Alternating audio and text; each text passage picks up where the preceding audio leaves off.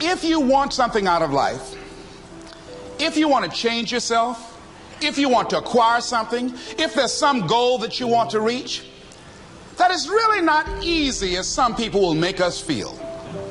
That living your dream, changing your behaviors, overcoming negative habits, it's challenging. It's hard. That living alone is just very difficult. And once we begin to come to grips with the fact that living is difficult,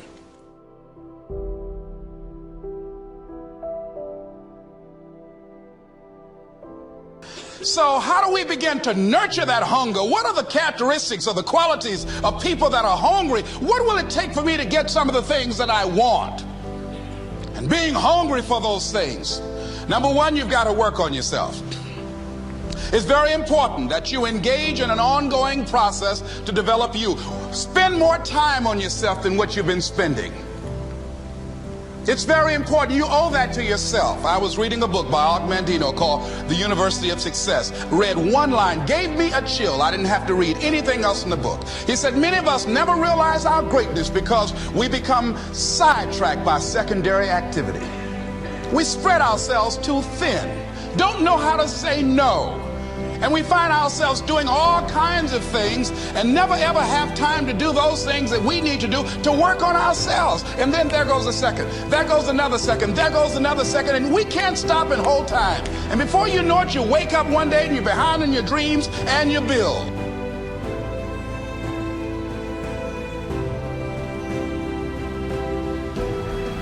So decide that you're going to take some time to work on you, that you deserve that from yourself, that your life deserves some prime time because you are creating your own production. As Michael Todd would say, you are the star of your show. You are the director. You're writing the script. And you will determine whether your life is a smash office hit or flop. You determine that. Working on yourself, talking to yourself. That's so very important. Overcoming the negative conversation, that inner dialogue that's going on all the time, even when you don't want it to be there. You can't stop yourself right now from thinking. You can't do it. It's going on. And so learning how to empower yourself, part of doing that is standing up to yourself.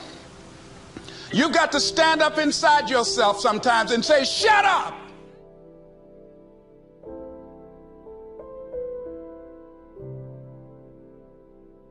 You've got to sell yourself every day, according to your level of belief. It will manifest itself in what you're doing. Whatever we have right now, whatever we're demonstrating in our lives, is a result of what we believe subconsciously that we deserve. And part of increasing that belief level is that you have got to convince yourself every day. You've got to sell yourself. I do a lot of training for many corporations, and I conduct sales seminars, and I've heard all kind of guys doing techniques and training people techniques of how to close sales and how to work with and begin to control the sale and how to ask for the close. Let me share something with you. You can learn all the techniques in the world. If you don't believe in yourself, it won't happen for you. I learned all of it. So that's why I do a training called Focus on the Seller. You've got to focus on you. And as you convince you, as you sell yourself every day, you will begin to see a difference in the things that you're doing. Selling yourself on your ability to perform a job, to achieve a certain objective. Telling yourself every day, here I go again. And I got what it takes.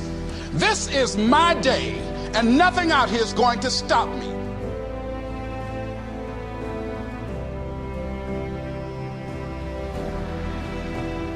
It takes courage to act.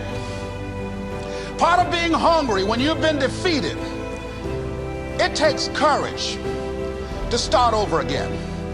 That when you step into your fears, somebody said, it was Winston Churchill, he said that courage is going from failure to failure without losing enthusiasm. When you step into your fears and continue to push yourself to go on, something happens for you.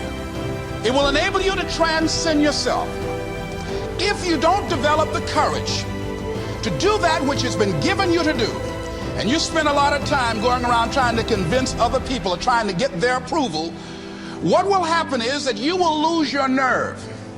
And other people will convince you that what you're doing doesn't have any value, and you'll give up on your dream. It's an interesting thing about life, I've also found, that if you don't have the courage to act, sometimes, and particularly, if you have something special to do, life will move on you.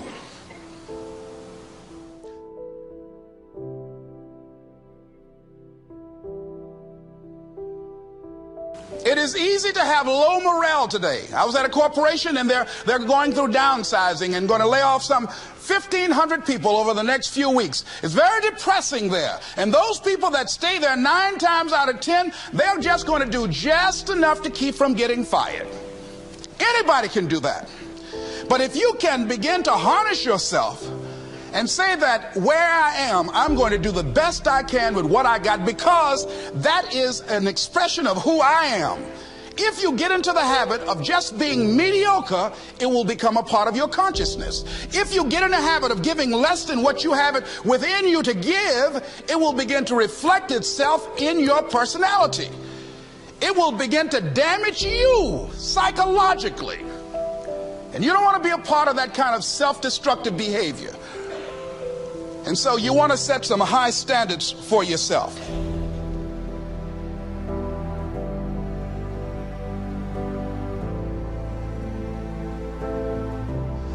Aurelia said, stop living your life like you have 1,000 years to live. In life, you're either here today and you're gone today. If there's something that you want to do and you can't do it all at one time, do just a little bit of it. I like what Robert Schuller says. He said, by the yard it's hard, but inch by inch, anything is a cinch. Most of us don't use the stuff that we have brought into the universe. And we want to make a conscious, deliberate, determined effort to start living life with a sense of urgency and using what we've got. Using ourselves up. Sharing what we brought into the universe to share. Because if we don't, nobody else will. Stop wasting valuable time, knowing that if we begin to live our lives as if each day were our last, our lives will take on a whole new meaning. And take on a whole new expression, valuing each moment that we are blessed with. One idea can change your life. One idea can turn your life around. Most people go through life never discovering what their talents are. Most people never develop their talents. They have skills and abilities, but if you don't nurture them, if you don't develop them, they will never serve you. Your gifts can take you many places if you develop your gifts. Most of us don't like to do those things that come easy to us.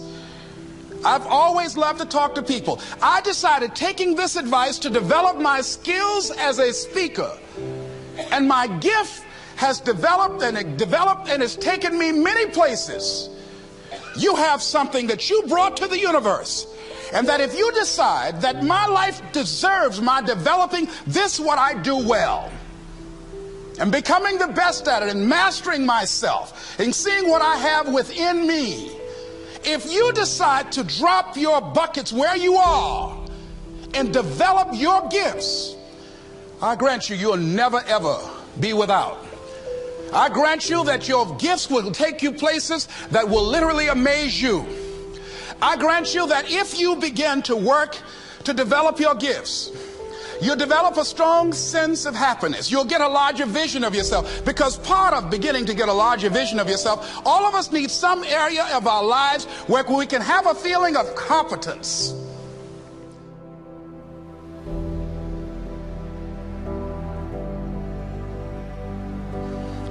When other folk are having a good time, you've got to have the strength of character to concentrate, to read, to digest information. If you decide in any particular area that you're concerned about to make a conscious, deliberate, determined effort to read one book a month in that area, in 5 years you'll be among the top 5% experts in the world. I read a minimum of 2 books a week. The average American reads only 1 book a year. If you decide that area that you love, that you are going to master that particular area, in this era of accelerated change, overwhelming complexity, and tremendous competition, as you begin to develop and expand your skills and your talents and your vision of yourself, you will always be in control of your destiny.